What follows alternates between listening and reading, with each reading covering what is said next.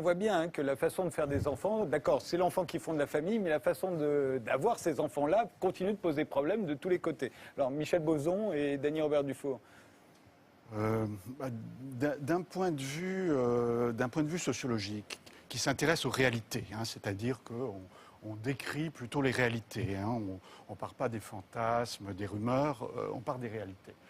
Un peu comme le fait le droit maintenant, hein, il part plutôt des réalités. Donc il y a des femmes qui vont en Belgique, il y a des femmes qui vont en Espagne et qui maintenant, grâce à l'ouverture du mariage, hein, je ne parle pas du mariage pour tous, mais l'ouverture du mariage, ce qui est une autre manière de le dire, peuvent faire reconnaître le rôle parental de la seconde mère.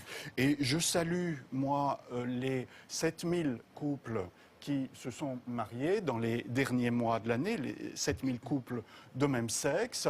Alors, c'est peut-être pas beaucoup, on peut penser que c'est pas beaucoup, que c'est pas une révolution. On peut penser que c'est pas mal, parce que ça fait quand même 14 000 personnes, plus quelques milliers d'enfants qui ont pu être légitimés de cette manière, donc des enfants de couples lesbiens. Alors pourquoi est-ce qu'on ne peut pas aller plus loin et aller jusqu'à accepter la PMA, qui est reconnaître quelque chose qui se fait déjà chez nos voisins. Dany Robert Dufour. Oui, moi je pense que il y a un problème, il y a deux problèmes. Il y a le premier problème, c'est celui qui renvoie à l'idée que la GPA et la PMA devraient être un droit. Or, un droit à l'enfant, en fait. En fait, ce n'est pas un droit à l'enfant, c'est une disposition naturelle. Or, cette disposition naturelle n'est satisfaite que lorsque il y a, comme la nature l'indique, un homme et une femme, des gamètes mâles et femelles, qui sont à l'origine de cet enfant. Maintenant, la question qui me semble très très intéressante, c'est que il y a la possibilité de l'adoption.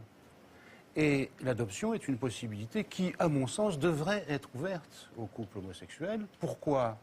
Parce qu'on a souvent vu dans l'histoire des enfants recueillis par des parents proches, des cousins, des oncles, des tantes, je ne fais pas de jeu de mots, hein, des personnes proches et qui s'en sont parfaitement sortis par cette solidarité qui a accompagné l'enfant et qui l'a aidé donc à devenir adulte.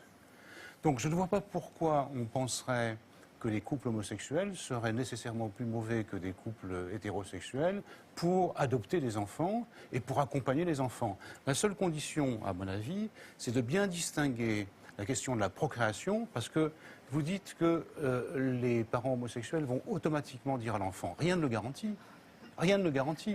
Et pour que... Attendez, laissez-moi terminer.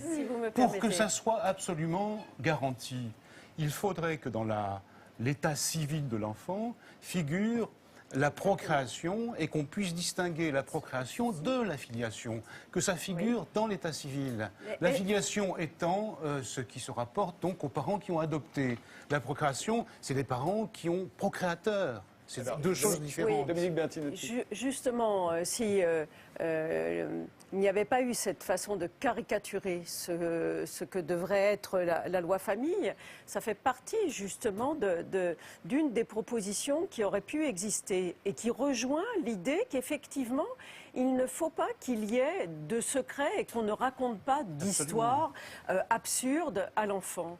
Donc, il ne serait pas gênant de voir effectivement sur l'acte de naissance simplement indiqué né sous X, adopté ou né avec tiers d'honneur. Et avec l'idée qu'effectivement, et vous avez raison, ça c'est le mode de procréation qui n'induit pas forcément le mode de filiation, nous sommes bien d'accord. Et là, on réglerait nombre de problèmes. Donc, pardonnez-moi, Madame la Ministre, mais avant, sur un état civil, il y avait écrit le père et la mère. On ne disait pas si on était né sous X, on ne disait pas si on avait été adopté, on ne disait pas. Ça vient. Il y a des choses qui venaient après, c'est-à-dire qu'effectivement, L'idée serait, on n'est pas obligé ensuite, quand on vous demande un extrait d'acte de naissance, que tout le monde voit que vous êtes né sous X. Mais l'important, c'est au regard de l'enfant. C'est pas le regard des autres adultes. Ce qui est important, c'est le regard de l'enfant et l'histoire de l'enfant. Il a droit, effectivement, à la connaissance de son histoire originelle. Moi, j'ai envie de dire qu'il soit élevé par des couples homosexuels ou hétérosexuels n'a rien à voir dans cette affaire-là. Caroline Macquarrie, très vite, et Oui, très Marcel vite. Gaucher. Deux observations. D'abord, il faut quand même savoir que l'adoption, aujourd'hui, elle est ouverte aux couples de personnes de même sexe. Depuis l'ouverture de la loi sur du mariage, c'est possible. La difficulté, en réalité, c'est qu'il n'y a pas beaucoup d'enfants à adopter. Il faut savoir qu'il y a eu 2000 enfants adoptés en 2012 en France, à la fois des enfants de l'étranger et des pupilles de l'État. Et il y a 30 000 personnes, 30 000 agréments qui sont en attente, c'est-à-dire 30 000 familles qui attendent qu'on leur confie un enfant. Donc ce n'est pas une solution. Mais moi, ce qui m'étonne dans ce que vous dites, en réalité, c'est que vous parlez de droit à l'enfant. Or, donc pour la procréation médicalement assistée pour des couples homosexuels.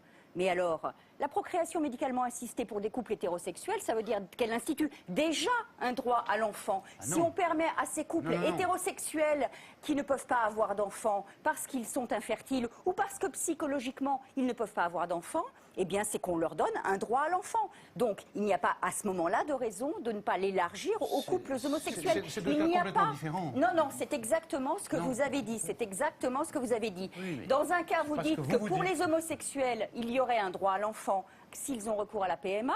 Et quand il s'agit de couples hétéros, non, c'est pas un droit à l'enfant. Pourtant, c'est le même dispositif dont on demande à ce qu'il soit élargi à tous les couples. Et pourquoi? Tout pour une raison extrêmement évidente aujourd'hui, c'est qu'il n'y a en Europe, il n'y a que la France qui ait cette position-là. Donc c'est une position éminemment dogmatique. Et c'est pour ça qu'aujourd'hui, les couples de femmes vont à l'étranger. Mais moi, je sais, j'en ai la conviction absolue, qu'à un moment donné, la France alignera sa législation et ouvrira la PMA à tous les couples. C'est une évidence. Ça sera dans 5 ans, dans 10 ans, je ne le sais pas. Et qui plus est, il est possible que la Cour européenne des droits de l'homme condamne la France pour ce traitement discriminatoire à l'égard des couples de femmes. Ça, c'est quelque chose qui nous pend au nez et je me permets de le dire à Madame le ministre. Marcel Gaucher, vous Ça ne l'intervenez. serait pas nécessairement la meilleure chose qui pourrait arriver Oui, pour vous avez calmer les raison, passions mais en même dans la temps- population. En même temps, Raisonnons un peu politiquement.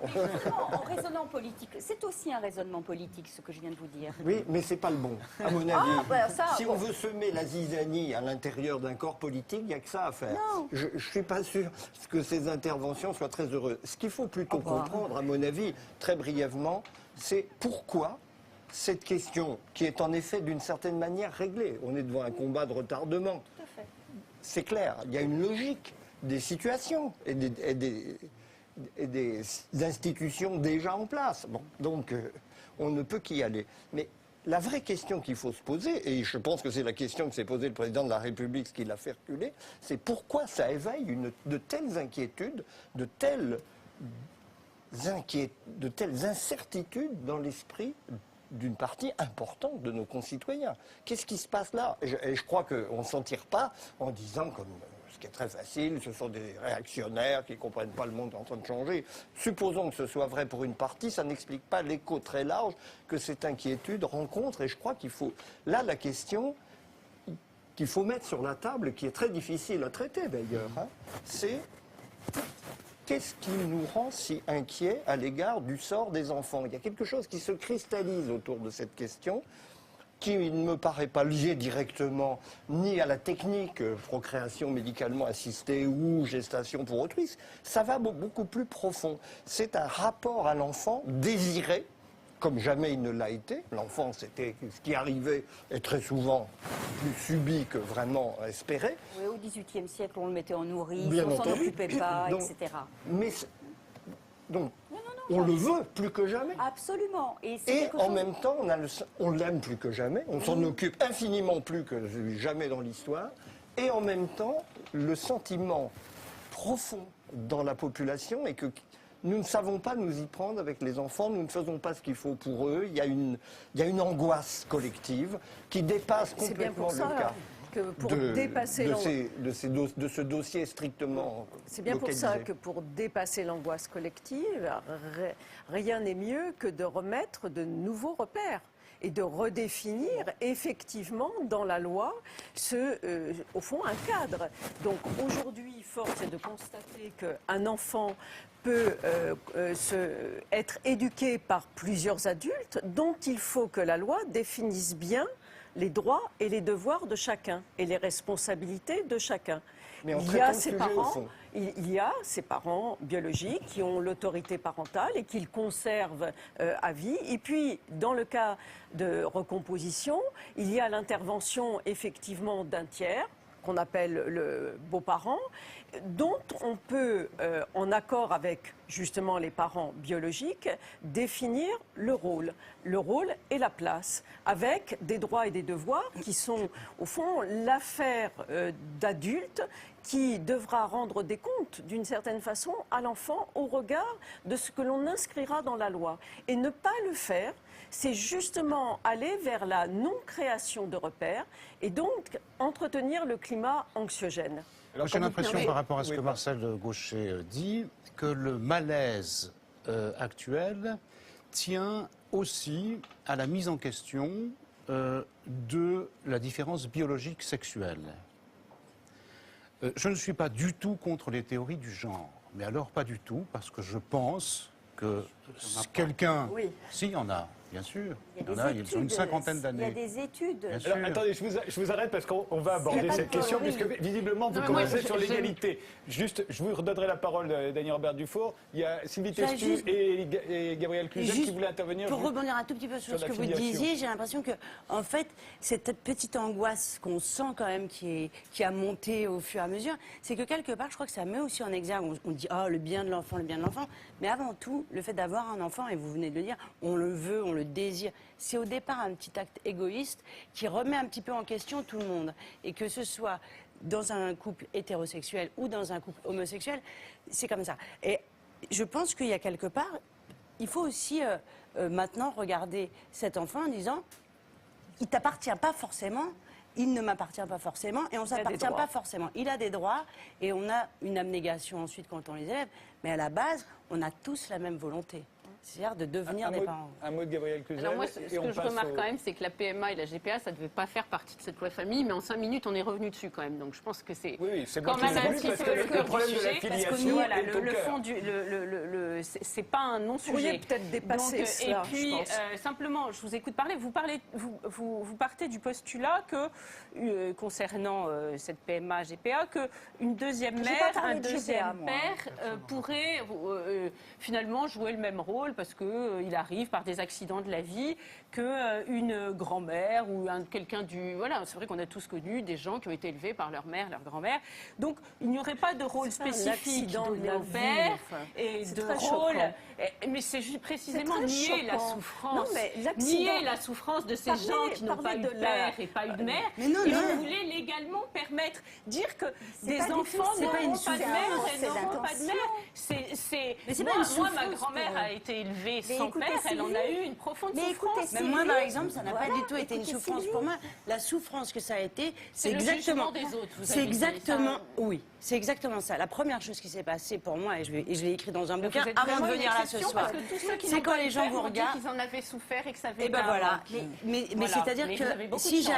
jamais eux ont souffert et n'ont pas identifié Donc, que leur ouais. souffrance est née possiblement de l'extérieur, c'est leur problème. Moi, Donc, je vous me dites suis aux rendu compte. téléspectateurs qu'une mère, ça n'a pas C'est-à-dire que- d'intérêt particulier ni un père. On Non, peut c'est se pas le débrouiller problème. avec Ce deux qui est, mères, ce qui est deux un pères, problème, pas c'est une le manque souffrance, ça. d'attention, le Donc, manque vous d'amour niez et le cette manque de souffrance-là. respect.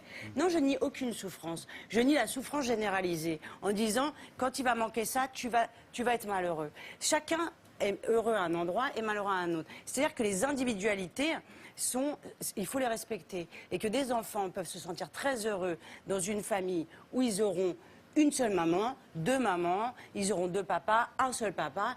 Ça dépend de leur éducation et de l'attention qu'on leur porte et de comment ils arrivent à se promener dans une société qui ne les regarde pas comme des animaux étranges. Sauf que vous les faites partir au départ sans un père ou sans une mère. Ils partent Mais avec un c'est handicap quoi ce de base. Mais c'est pas un, ah non, mais c'est pas un handicap. C'est- Vous Ne pas avoir de père, C'est pas En fait, du c'est tout pas un handicap. Caroline, très Moi, vite. c'est le mot qu'a utilisé ma grand-mère. Gabrielle, Voilà. je vais vous interrompre 2 minutes. En fait, vous ne pouvez pas comparer la situation de votre grand-mère qui n'a pas eu de père, où effectivement il y a peut-être vraiment un fantasmé. manque, c'est possible, Ah oui, c'est vrai que nous, on avec est la beaucoup dans le situation, non, avec la situation par exemple d'un enfant qui est désiré, attendu et qui arrive au sein d'un couple de femmes. Cet enfant, il a 2 parents. Il ne lui manque pas de père parce qu'il a 2 parents d'emblée. Donc la situation de votre grand-mère sans père n'est pas comparable à la situation de cet enfant qui a 2 parents de même sexe. Il ne lui manque pas de père. Il connaît son histoire. Et toutes les études qui ont été faites sur l'évolution des enfants dans des familles homoparentales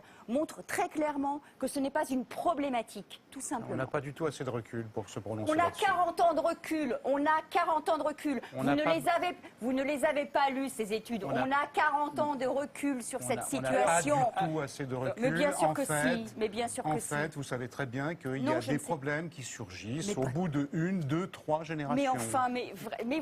bah, Ah bah, voilà. ça Donc, c'est bien. Là, on est sur la vampirisation du débat. C'est la temporalité psychique. On est dans la compte. vampirisation du On débat. a abordé le chapitre de la filiation, abordons celui de l'éducation, parce qu'il est au cœur aussi de toutes les récriminations qui ont pu être faites cette semaine, notamment avec l'apparition de l'ABCD de l'égalité, dont on a voulu faire autre chose que ce qui était. Regardez.